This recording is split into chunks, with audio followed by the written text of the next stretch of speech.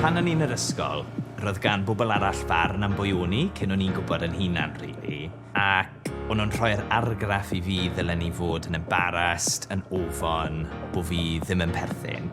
Felly, pan ges i sbôner am y tro cyntaf yn y chweched dosbarth, o'n i ddim yn siŵr ar bwy i edrych. Ar y pryd, oedd y cynrychiolaeth o'n i'n gweld ar y teledu yn portreu bywydau cyfrinachol anodd, neu bywydau mawr, flashy, flamboyant yng nghanol rhyw ddinas bell. O'n i ffili gweld man canol. Cut 2, Awst 2016, ges i wahoddiad i gyflwyno yn Pride Cymru am y tro cyntaf. Ac o fi'n cerdded mas ar y llwyfan gyda gwallt peroxide blond. Diolch i Aaron Ramsey ar Euros. O'n i ar y llwyfan yng nghanol Caerdydd o flaen miloedd ar filoedd o bobl LHDTQ+, eu ffrindiau a'i teuluoedd. Oedd y teimlad yn drydanol. Nid jyst achos y dorf i gyn gwenu mewn gwisgoedd anhygoel, ond achos y pŵer mewnol ma o'n i'n ei deimlo.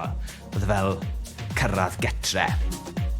Cobeth oedd dathlu, cobeth oedd perthyn, cobeth oedd bod yn gyffyrddus gyda pwy o'n i a pwy o'n i'n ei garu. Ers ni, fi wedi bod i sawl digwyddiad Pride, sawl Pride Cymru, fi wedi cyflwyno eitem am Pride o Pride, ac bod cymaint o waith dal i wneud, mae'r achlasuron yma wedi bod yn gamau pwysig. A'r gobeith yw, os oes crwtyn cefn gwlad fel o'n i ddim yn siŵr le i edrych, bod e'n gallu gweld rhywun, a bod e'n mynd i fod yn ocei. I unrhyw blentyn sy'n perthyn i unrhyw adain o'r ymbrel amryliw, bod nhw'n gallu gweld bod pobl LHDTQ+, pobl LHDTQ+ Cymreig yn bodoli a'n byw bywydau iachus, hapus, heddychlon. Just cymryd amser, dal yn dyn, mae yna fyd o falchder o dy flaen di.